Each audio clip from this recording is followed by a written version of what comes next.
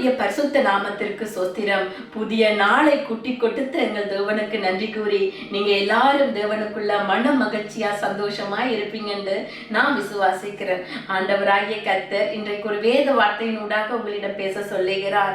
சங்கீதம் 128 அதிகாரம் 2 உன் கைகளின் பிரயாசத்தை நீ சாப்பிடுவாய், உனக்கு பாக்கியமும் நன்மையும் உண்டாயிருக்கும். கர்த்தருக்கு பயந்து அவர் வழிகளில் நடக்கிறவன் எவனோ அவன் பாக்கியவான் என்று ஆண்டவர் சொல்றாரு. உன் கைகளின் பிரயாசத்தை நீ சாப்பிடுவாய், உனக்கு பாக்கியமும் நன்மையும் உண்டாயிருக்கும். கர்த்தருக்கு பயந்து நடக்கிற பிள்ளைகள் தேவன் ஒருபோதும் கைவிடுவதில்லை. நீங்க கர்த்தருக்கு பயந்து நடவுங்க, அவர் வழிகளில் நீங்க நடக்க வேண்டும்.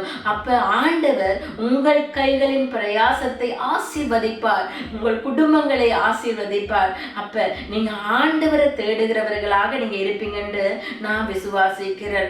ஆண்டவரை தேடும் போது அவருக்கு பயந்து அவருடைய சத்தியங்களை நீங்க கீழ்ப்படிஞ்சு அதை தினமும் வாசிச்சு அதுக்கு கீழ்ப்படிஞ்சு நீங்க வாழும் போது ஆண்டவர் உங்களோட வாழ்க்கையை மாற்றிடுவார்.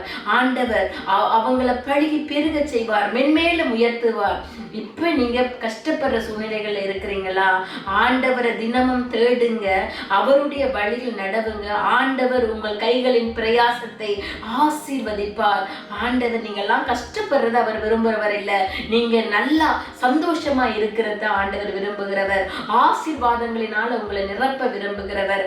அப்படியானால் நீங்க ஆண்டவரை தேடும் போது உங்கள் கைகளின் பிரயாசத்தை ஆண்டவர் ஆசீர்வதிப்பார், இன்னும் அதிகமாக உங்களை மேன்மைப்படுத்துவார். அப்ப ஆண்டவரை தேடும் போது உங்களோட குடும்பத்தை ஆண்டவர் மென்மேலும் உயர்த்துவார். அப்ப ஆண்டவரை தேடுங்க, அவர் வழியில் நடவுங்க, அவர் உங்களை ஆசீர்வதிப்பார். அப்ப ஆண்டவரை நோக்கி ஒரு சின்ன ஜெபம் செய்வோமா? அன்பான தகப்பனே, இந்த வீடியோவை பார்த்து கொண்டிருக்கிற பிள்ளைகள் ஆண்டவரே, உம்மை அறிகிற அறிவில் இன்னும் அதிகமாக பலப்பட உம்முடைய வார்த்தைகளை அவர்கள் கேட்டு அதன் வழியில் நடக்க உதவி செய்யுங்க ஆண்டவரே. அவர்களின் கைகளின் பிரயாசத்தை ஆசீர்வதியுங்க ஆண்டவரே.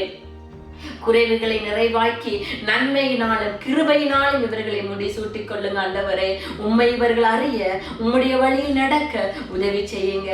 இயேசுவின் நாமத்தில் ஜெபம் கேட்டு நிற்கிறோம் பிதாவே, ஆமென். நீங்கள் எல்லோரும் மிகவும் விசேஷமான நீங்க.